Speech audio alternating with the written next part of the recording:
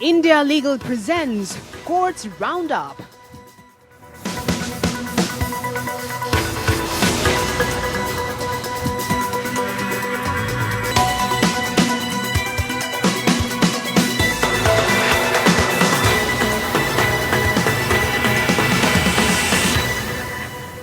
नमस्कार, मैं हूं ज़ायरा। कोर्ट्स राउंडअप में आपका बहुत स्वागत है। इस बुलेटिन में अगले आधे घंटे हम आपको कोर्ट से जुड़े तमाम छोटी बड़ी खबरों से रूबरू करवाएंगे।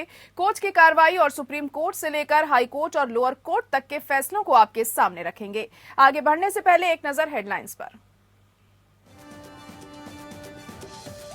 सीजेआई रमन्ना ने अग्रिम जमानत आवेदनों से निपटने में उच्च न्यायालयों के रवैये पर जताई चिंता। कहा, अनिश्चितकालीन स्थगन व्यक्ति के अधिकार के लिए हानिकारक।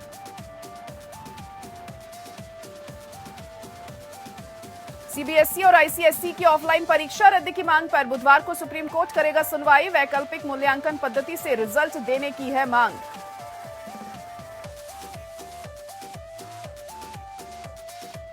कर्नाटक हाई कोर्ट ने छात्रों को हिजाब पहनने की अनुमति देने से किया इनकार। कहा, कोई अंतरिम राहत नहीं, चल रही है सुनवाई।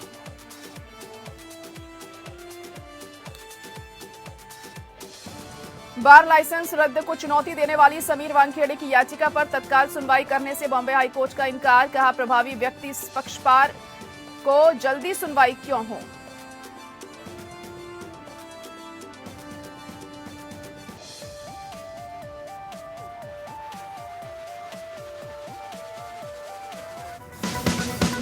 India Legal presents Courts Roundup.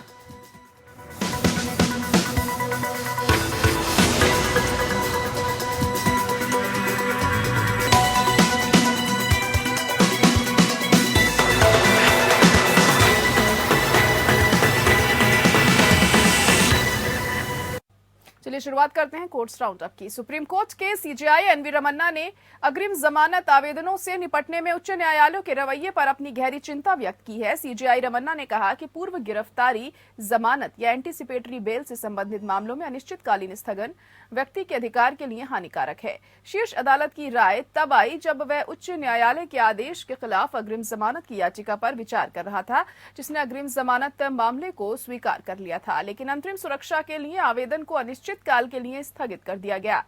Bench, जिसमें जस्टिस एएस बोपन्ना और हिमा कोहली भी शामिल थे, ने हाई कोर्ट को 2 सप्ताह की अवधि के भीतर अपनी योग्यता के अनुसार अग्रिम जमानत याचिका पर तेजी से सुनवाई और फैसला करने का निर्देश दिया है।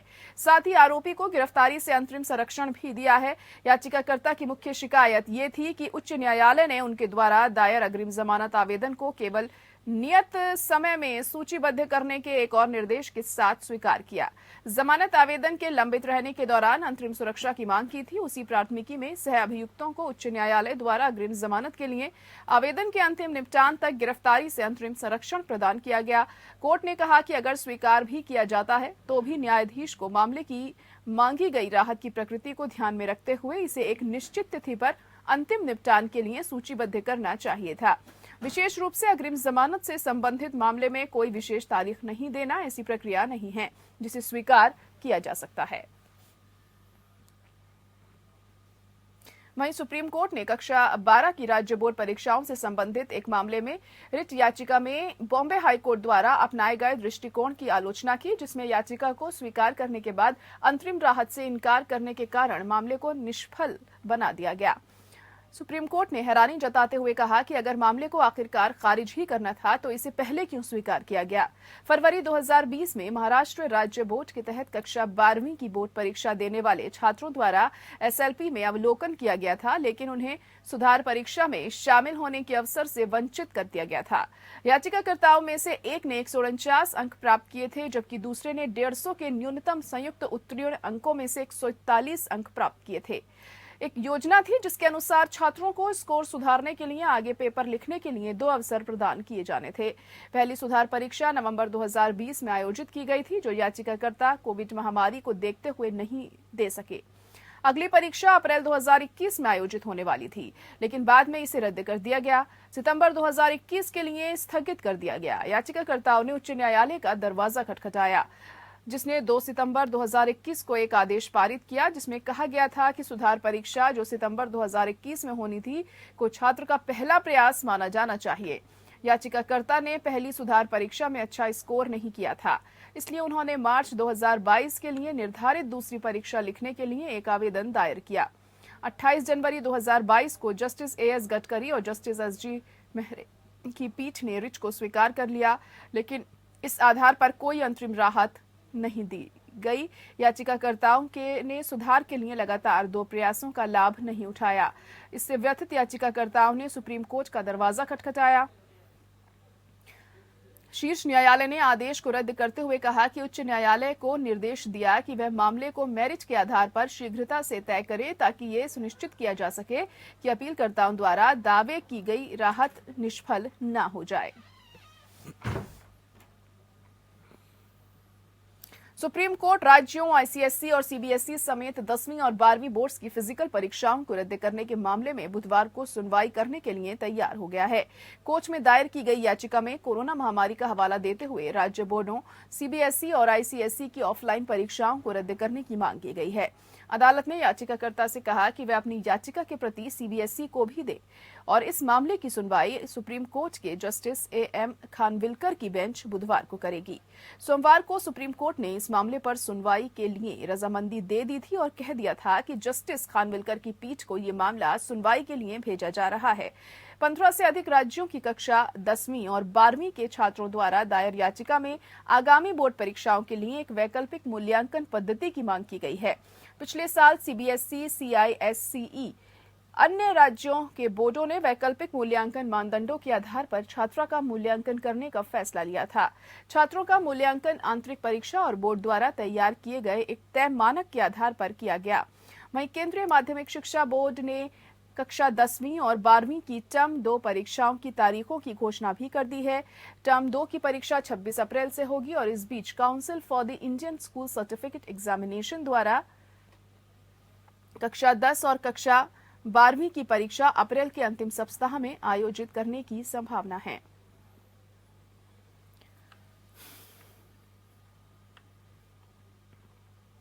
वहीं मदरसे, वैदिक पाठशालाओं और गुरुकुल जैसी सभी शिक्षण संस्थाओं को धार्मिक शिक्षा यहां पर दी जाती है, उन्हें भी शिक्षा का अधिकार अधिनियम यानी आरटीआई एक्ट 2009 के अधीन लाने की मांग को लेकर दिल्ली हाईकोर्ट में याचिका लगाई गई है। इस याचिका के आधार पर दिल्ली हाईकोर्ट ने केंद्र सरकार और दिल्ली सरकार को नोटिस जारी किया है। नोटिस भेजकर हाईकोर्ट ने भारत सरकार और दिल्ली सरकार से इस मामले पर उनका उत्तर मांगा है। ये याचिका भाजपा नेता और वकील अश्विनी उपाध्याय द्वारा दिल्ली हाईकोर्ट में दाखिल की गई थी। याचिका में कई अलग अलग मांग की गई थी, जिनमें से एक है कि गुरुकुल और वैदिक स्कूलों को मदरसा और मशीनरी स्कूलों के समान मान्यता दी जाए। याचिका में कहा गया है कि शिक्षा के अधिकार अधिनियम 2009 की धाराएं 1, 4 और 1, 5 संविधान की व्याख्या करने में सबसे बड़ी बाधा है। मातृभाषा में समान पाठ्यक्रम का नहीं होना ज्ञानता को बढ़ावा देता है। इसके अलावा समान शिक्षा प्रणाली लागू करने की मांग की गई है। इस संबंध में याचिका में कहा गया है कि समान शिक्षा प्रणाली लागू करना संघ का कर्तव्य है, लेकिन वह इस अनिवार्य दायित्व को पूरा करने में विफल रहा है। उसने 2005 के पहले से मौजूद राष्ट्रीय पाठ्यचर्या ढांचे यानी एनसीएफ को अपना लिया है। इस जनहित याचिका पर दिल्ली हाई कोर्ट के जस्टिस डीएल पटेल और जस्टिस ज्योति सिंह ने केंद्र सरकार और दिल्ली सरकार से जवाब मांगा है। मामले की अगली सुनवाई 30 मार्च 2022 को होगी। गौरतलब है कि याचिकाकर्ता अश्विनी उपाध्याय ने पहले सुप्रीम कोर्ट में ये जनहित याचिका लगाई थी, लेकिन शीर्ष अदालत ने इस मामले पर सुनवाई या कोई भी टिप्पणी करने से इनकार कर दिया था। साथ ही इस मुद्दे को हाई कोर्ट लेकर जाने की सलाह दी थी।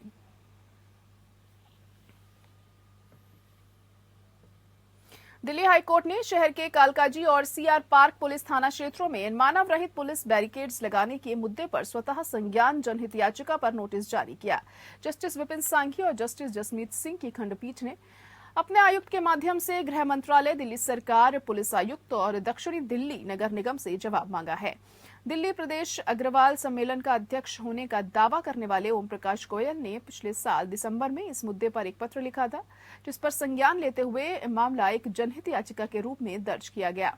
पत्र में जो भारत के प्रधानमंत्री को संबोधित किया गया था, संबंधित क्षेत्रों में मानव रहित बैरिकेड्स स्थापित करने के संबंध में शिकायतें उठाई गईं। ओम प्रकाश ने यह भी शिकायत की कि इस तरह के मानव रहित बैरिकेड्स का कोई उद्देश्य नहीं है। वास्तव में ये यातायात के मुक्त प्रवाह में रुकावट पैदा कर रहे हैं। इसके परिणाम स्वरूप वाहन मालिकों और आम जनता को परेशानी होती है, जिससे लंबा ट्रैफिक जैम और होल्डअप होता है। अदालत ने कहा, ओम प्रकाश द्वारा उठाए गए मुद्दे पर विचार करने की आवश्यकता है, क्योंकि ये मानव रहित नाकेबंदी सड़कों की नाकेबंदी है, जो प्रथम दृष्टया कोई उद्देश्य नहीं रखते हैं, वास्तव में बड़े पैमाने पर जनता को असुविधा और परेशानी का कारण बनते हैं। इसमें कहा गया, इस तरह के बैरिकेड्स का इस्तेमाल कियोस्क और वाहनों की पार्किंग के लिए किया गया। अदालत ने मामले को 13 अप्रैल को आगे की सुनवाई के लिए पोस्ट करते हुए प्रतिवादी अधिकारियों को नोटिस जारी करने का निर्देश दिया। कोर्ट ने दिल्ली पुलिस को शहर में बैरिकेड्स लगाने के संबंध में अपनाए जाने वाले प्रोटोकॉल को भी रिकॉर्ड में रखने को कहा। पीठ ने कहा कि प्रतिवादी सुनवाई की अगली तारीख से पहले अपनी संबंधित स्थिति रिपोर्ट दाखिल करेंगे।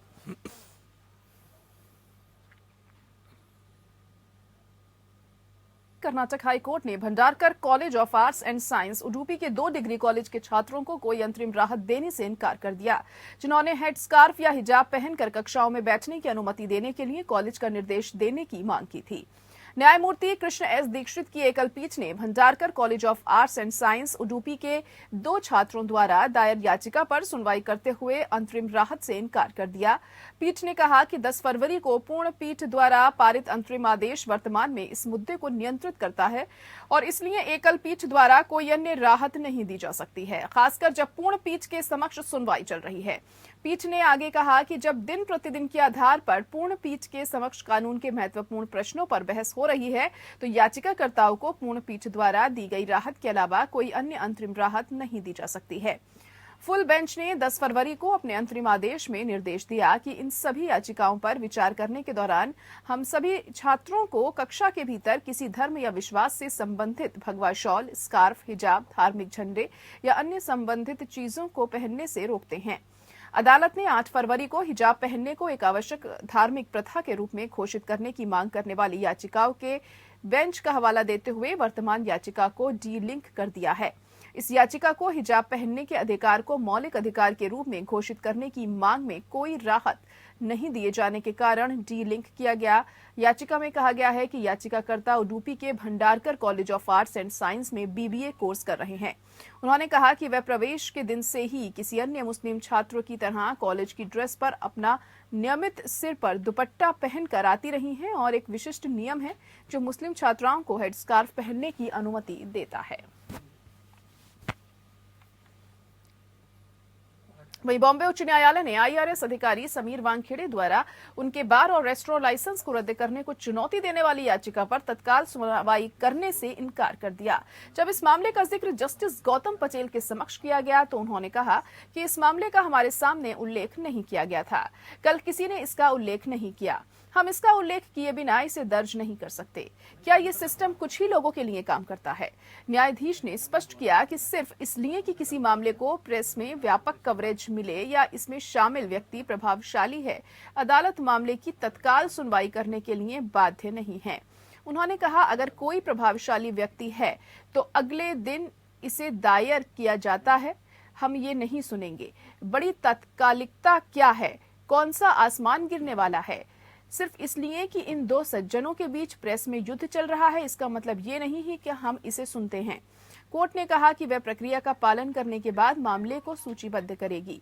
वानखेड़े के स्वामित्व वाले प्रतिष्ठान का लाइसेंस रद्द करने का मामला उनके कैबिनेट मंत्री नवाब मलिक के साथ चल रहे विवाद से जुड़ा है।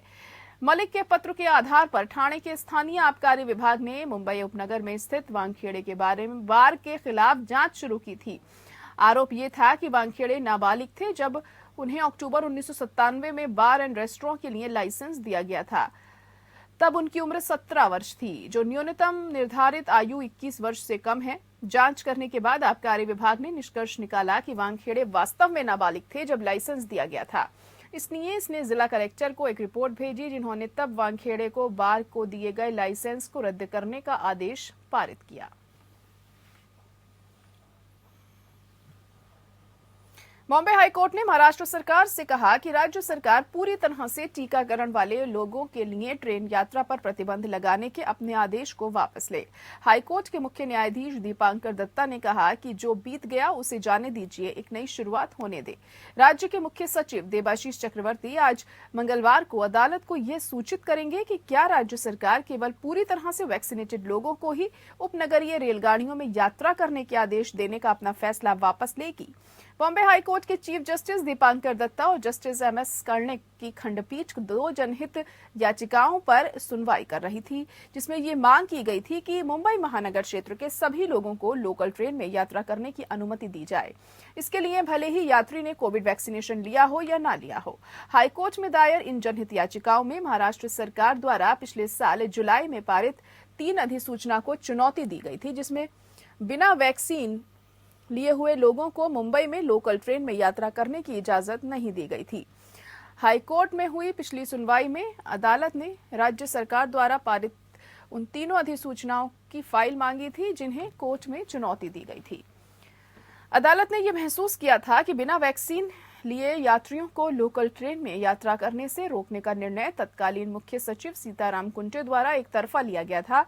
सोमवार को इन याचिकाओं पर सुनवाई करते हुए हाईकोर्ट ने कहा कि मुख्य सचिव को राज्य सरकार द्वारा पारित इस आदेश को वापस लेना होगा। उनसे पहले के मुख्य सचिव ने जो कुछ भी किया वह कानून के अनुरूप नहीं है।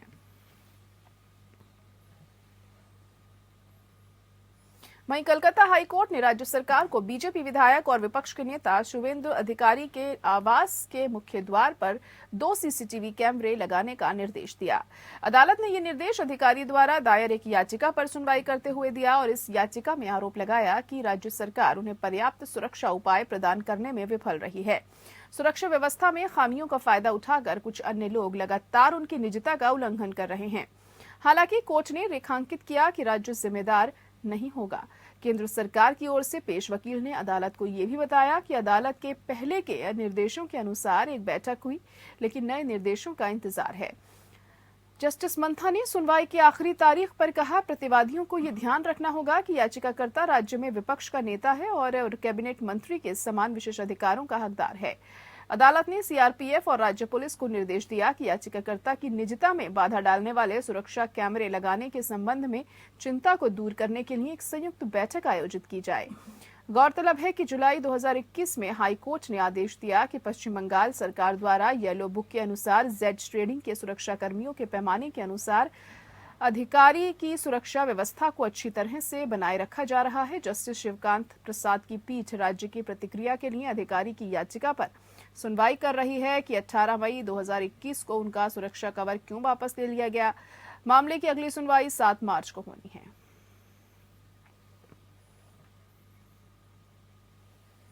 कलकत्ता उच्च न्यायालय ने हावड़ा के अमता इलाके में अपने घर के बाहर मृत पाए गए छात्र नेता अनीस खान की कथित हत्या का संज्ञान लिया है।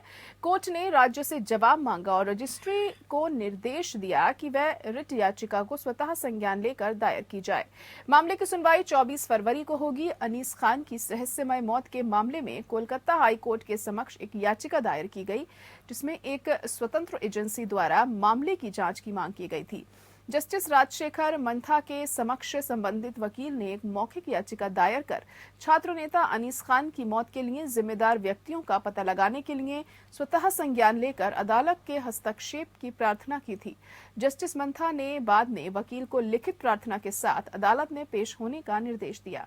छात्र कार्यकर्ता अनीस खान शनिवार 19 फरवरी 2022 के तड़के हावड़ा जिले के अमता ब्लॉक में अपने घर पर मृत पाए गए थे। खान की हत्या के विरोध में कोलकाता की आलिया यूनिवर्सिटी में बड़े पैमाने पर छात्रों ने प्रदर्शन किया। अनीस खान आलिया यूनिवर्सिटी में 5 वर्षीय मास्टर ऑफ बिजनेस एडमिनिस्ट्रेशन का छात्र था। खान ने राज्य सरकार की नीतियों के खिलाफ आलिया यूनिवर्सिटी के छात्रों द्वारा 137 दिनों तक चले विरोध प्रदर्शन में भी महत्वपूर्ण भूमिका निभाई थी। खान के पिता ने आरोप लगाया कि शुक्रवार की रात 4 लोग पुलिस और स्वयंसेवक की वर्दी पहनकर उनके घर आए थे। उन्होंने दावा किया कि उनके बेटे को अमता में उनके घर की 3री मंजिल से धक्का दिया गया। खान का परिवार मौत की सीबीआई जांच की मांग कर रहा है।